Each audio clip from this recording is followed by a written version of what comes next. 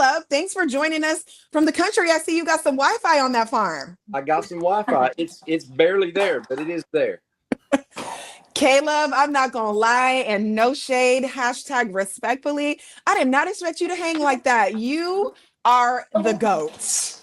Don't tempt me with good time. Don't tell me to go get $1 million and not expect me to just go. I didn't know. I should have known when I saw the hat that you had it in you. I'm so impressed by your game. You Agreed. were so kindly relentless. You just got that balance. It just works. It's like, in the I need eyes. to take notes. The eyes and the stare, like throughout all the episodes, I was like, man, this guy's a dog. Like, Now, It's in the eyes and the just hat. my 3 brain cells giving it all they have. That's how I felt at times.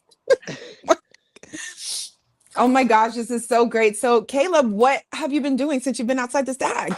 Well, just work, sleep, eat, repeat. You just living life and talking to the cows and eating my bologna sandwiches by the creek. I love that. So, if you had gotten $1 million, what would you be eating by the creek? Bologna sandwich.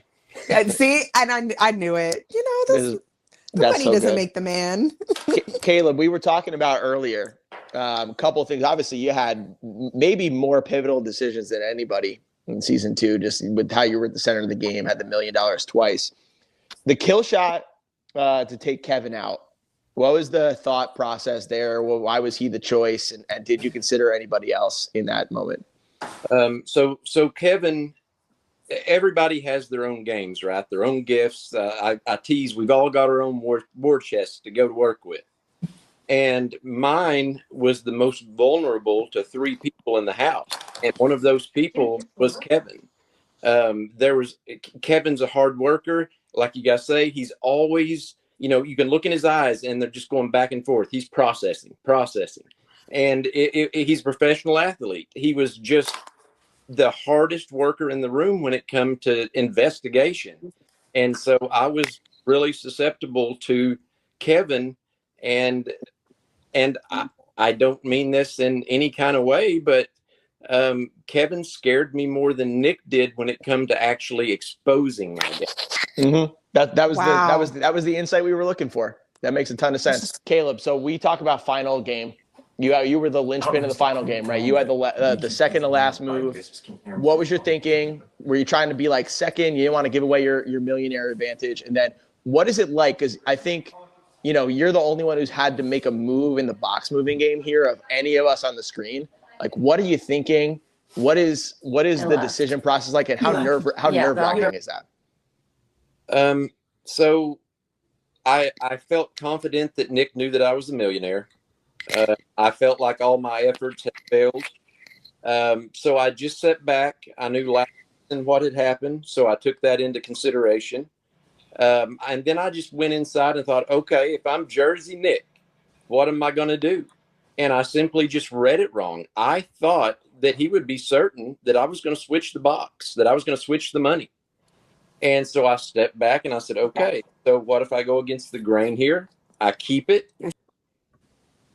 Theoretically, that would be the least likely thing that I thought that he thought that I would do. And I was just completely wrong. Gosh, Kaleb, if that was me, I feel like I totally would have moved the money under the assumption that but what is different for you is I feel like if you would have moved the money and it turned out differently, you would have kicked yourself more, I think, than someone taking it from you. That's what I think, like, when people will watch this back and they'll be like, oh, if they second guess you at any point, be like, how would you guys feel if you had $1 million and you were like, I'm putting it out of my box and hoping it comes back? Yeah, and I honestly thought that I was taking the risk. I thought keeping the box was the risk option. Yeah. And I just went with it, and totally wrong, misread. So the thing I want to ask you, and I can ask Lauren too, because Lauren, you were in the Sam role of basically just watching this, but it's still you're in the room, right? Yeah. Is for all of us who have been, all 26 of us who have been on this show, that room, it brings a level of nerves and emotions that the second you go near it, even when I would see it during the day, I'd be like, I don't want to look at it, right? What is going through your head? Like, how nerve-wracking is that when you walk in, you're like, this is it. The show's over. They're packing up the cameras outside. I mean, I was in the room, but was I in the room, y'all? Right. I mean, it's difficult being that third position, right? I wasn't, like I said in the show, I wasn't going to lay down. I wasn't going to lay down and die. My parents didn't raise me to do that.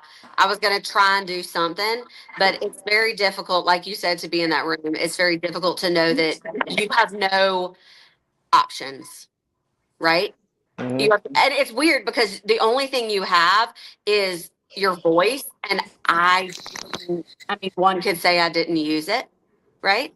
Because I chose to stay silent. So, I mean, Nick and Caleb were playing a game that I don't know that I was truly a part of at that point. Your only option, I guess, in that scenario is to try to cause chaos, right? Because you need Yep. them to think different things. So I think that Yep. by not saying anything and being mysterious, I think that was the best card from my perspective. Well, and Oh, that was great. I don't know that I was mysterious at all the whole time. Like what somebody said earlier, like it's very difficult to not be yourself. So I made a decision very early on to come in and just be who I am. And in that moment, staying quiet is not who I am. So I thought, if what is the last thing I would do? Shut up. That would be the last thing I would do in any circumstance. So that's all I had. And I remember production asking me, like, did you plan that ahead of time? And I said, absolutely not. Like, I'm winging it out there. I don't have a lot of cards to play. So all I can do is throw a wrench in things. And when Caleb looked at me and said, I'm going to ask you something that I've never asked you, because he never did. And he was like, do you have the money? And I was like, I don't know. I don't know. I don't know what's I in thought there. that was really smart. I think the smartest thing you could have done was that, because like you said, what could you have said? You didn't really have any power position in the cards that you were playing because you didn't get the option to move any boxes. The only Yeah. thing you would do was sow a seed of doubt. And I think that that was well played. You I have can't to think of hope that- anything else. You have to hope that Caleb and Nick are on two different pages and somehow it ends up with you. So I think that was the right move. I watched it back and I was like, I don't remember, Jamie, what Sam did. Because I think that our final round was more like Corey kind of going at Sam to throw a smokescreen at Kara. Sam didn't get a chance to really play her strategy. So Lauren being one of the first people to talk, I was like, that's a really smart play, because you need to basically have them look at something where there's not that much information and say, I have two different interpretations of this. And somehow it ends up in your box, which would have been a really cool way just to see that game play out. Now, Caleb, I got to say, I don't know. I mean, you can't see my Instagram live. I'm looking at the comments as well. Dude, people love you, man. Yeah. You have hitters in the chat across all platforms right now. Well, that's much appreciated. But I will say Lauren's gameplay, just to kind of add on to her game, that factored very heavily in my decision, because did I think Nick was buying into that? I mean, I didn't think he was, but what if he did? I swapped the money with him. He really did think Lauren was it, and then boom, Lauren's a millionaire. Mm-hmm. If only that had happened. Man. That you Diet Dr. Pepper for all. Oh my God, cases for everybody. You get a DDP. You get a DDP. Caleb, question for you too, right? This is one of my favorite scenes every year, because like our show just is drama from the jump, episode 1 through episode 8.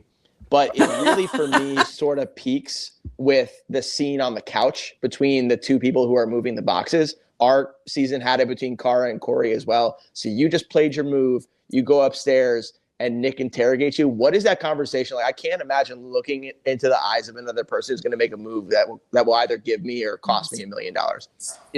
It had been a very long time since I have got to feel that much adrenaline flowing through my veins. I love it. It was just, seeing old Blue Eyes staring at me, and I'm sitting there looking at him, and we're just throwing punches, and I just loved every second of it, and I love Nick, but it's as a kid you dream of having the basketball, getting ready to take the last shot, or guarding the guy that's going to take the last shot, and so my heart was beating. I loved that feeling. Yeah, I told you. I missed that too. Cool, you look cool as a cucumber, and that is another thing too. Is like, I remember I talked about this when I got eliminated. Is like everybody grows up playing sports, and then all of us who are not Kevin don't play sports competitively anymore, but it's an amazing feeling to do this as an adult and feel that level of competitiveness and competition come back out in a game. It's a great gift. It feels so great because I was never a professional athlete, but I'm extremely competitive and I do like to live on the edge in that way. And it was exhilarating to be in the stag and like try to figure things out, win the challenges, watch people, look around, clock this, do that. It was just so much fun. We don't get that kind of stimulation in a regular life. You don't get that in your job. Like you don't get to feel that like, wow, I feel like I did when I was 17 playing high school sports. Yeah, it's amazing.